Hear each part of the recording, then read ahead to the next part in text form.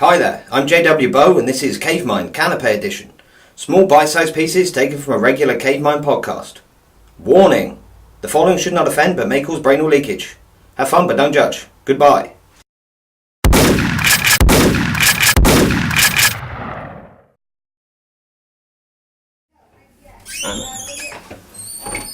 Oh, we're going straight back in. Sorry, that was a missed call on the phones.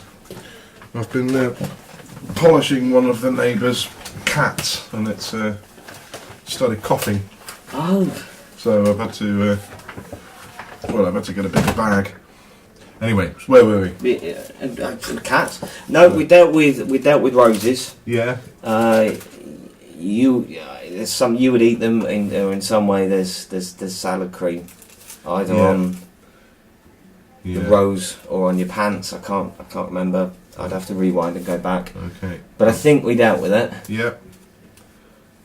And while we're hovering around the outskirts of nature, do you think foxes mean to be that sneaky looking?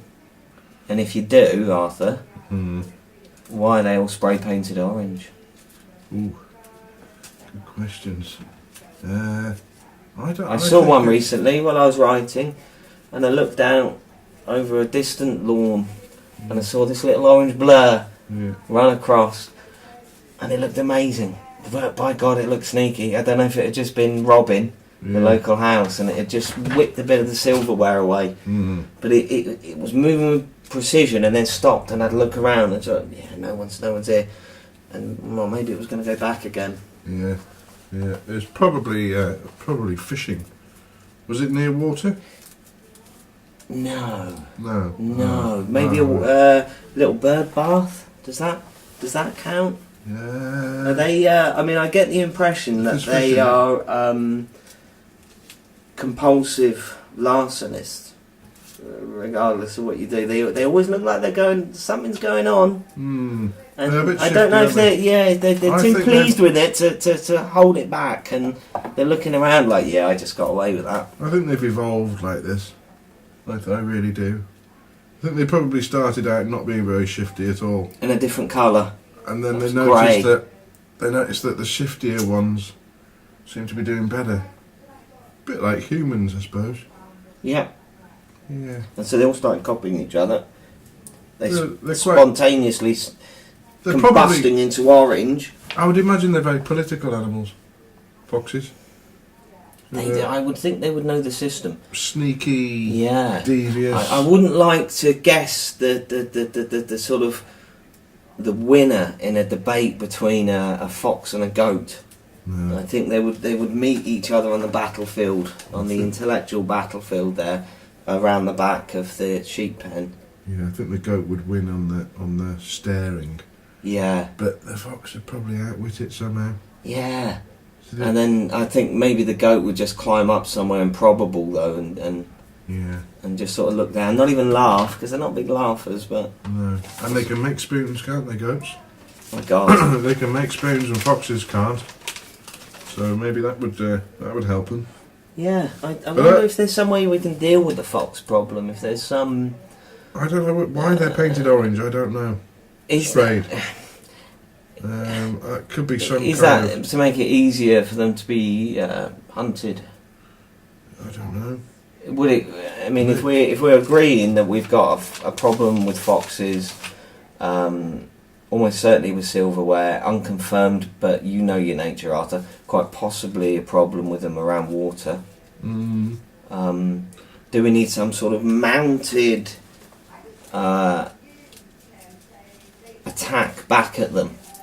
Perhaps with people on horseback and and packs of hounds. You'd have to make whoever was riding these horses slightly pissed, I think. Absolutely. Can they meet at a big house first and have I think ideally Pims, and some bit of cognac before breakfast. Would it be okay if they held little glasses with a little finger hanging out? I don't see that's a problem at all. They're a good shot. Yeah, I should think so. Yeah. Yeah. I think. Well, I don't know. Does that matter? If they're carrying a if they're carrying a little trumpet, I think there's a way, but I think the public will probably be behind that. Arthur, I think that's a cracking idea, yeah. Sometimes I'm out of touch with things, but I think that would be good. You don't think it's a bit over the top, no? Wow. Would it not be easier just to go and shoot the fox? No, I suppose not. It wouldn't be as good, would it? Really? No, It just wouldn't be as good. Well, from the idea, there's less meeting up at houses. There's less cognac. Yeah. There's less mounting. Yeah. And less spaniels. And all those hounds that are just locked up and don't do anything, and they're not pets or anything. They just stay locked up all the time, wouldn't they? I suppose. So would give them an outing. Yeah, I suppose you need to keep them busy. I suppose if you've got a load of hounds just locked up, if we're doing that, we ought to use them. Well, not much point having them really. Yeah, no, go and let them tear across someone's lawn. Show it the cats. Yeah. Yeah. Yeah, let them start on cats. There's too many cats. But perhaps perhaps we could people expand go the about idea. Foxes. You say you saw a fox the other day. That's true. Well, I bet you I've seen more cats since than I've seen foxes. Than you've seen foxes in the last month. Ooh. So why don't we start up some kind of... Maybe we could dress up in... What colour do these horse people dress up in? Is it red? I'm sure I've seen... Yeah, they could red jacket. Red, could we do blue? You can always pull out a bit of pageantry if there's horses involved. Maybe we could ride bison and dress in blue. Yeah, bison backed. Yeah. And armed to the bollocks against the felines. I think so. They're tough little fuckers. Cats. But I think a good. What's the best thing to hunt a cat with? Elephant gun. Elephant gun. Can WD-40 and a lighter. A large can. What about animals? We'd need some animals to help round them up, wouldn't we? What, dogs like chasing cats? I think, although cats would probably have the one up on a lot of animals. What about give them the chance to... Birds of prey. We need falcons and eagles. Eagles!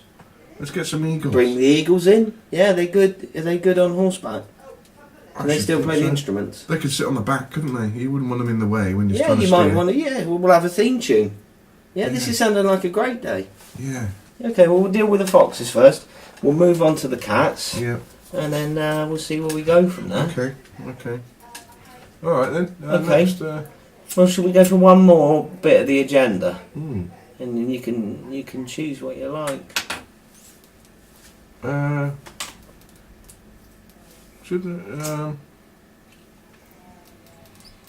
How many Morris dancers can you fit safely onto the back lane outside a pub or tavern? Oh, what a great question. Well, assuming that a Morris dancer requires a square metre. So have you Morrised, Arthur? Mm-mm. I Morrised last summer. Yeah.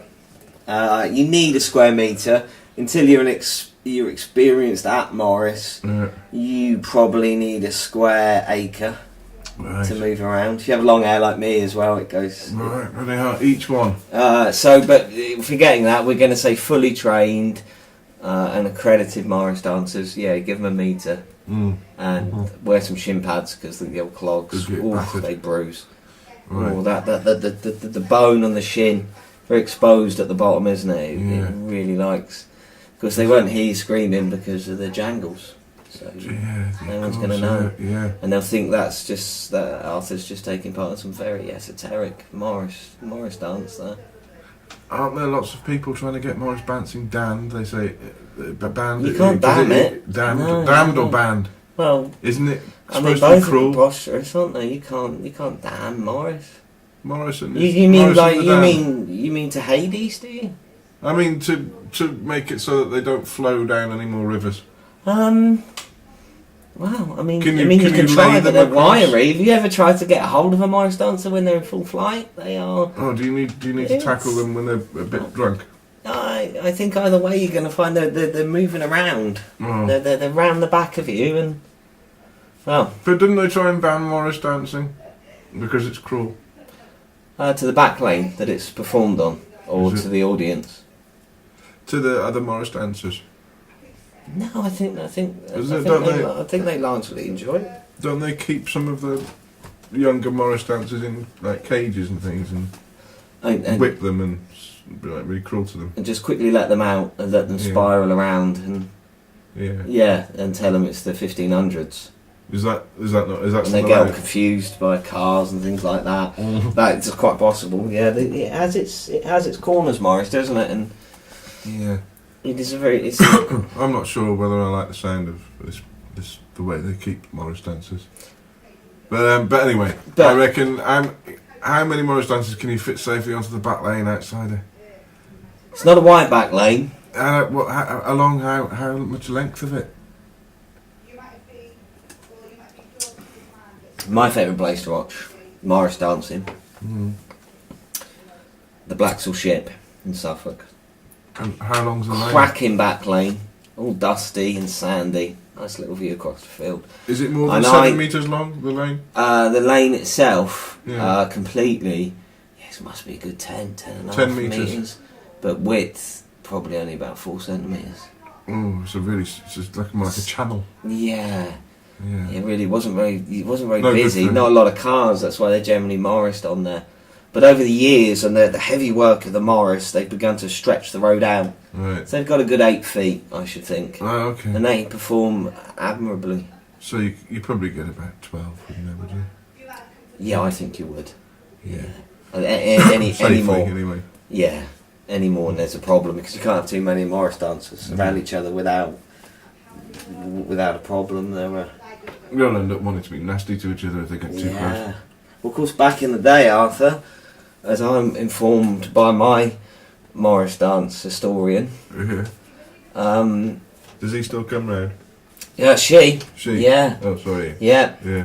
She being an amazing silversmith and genuine compendium of knowledge of Morris dancing.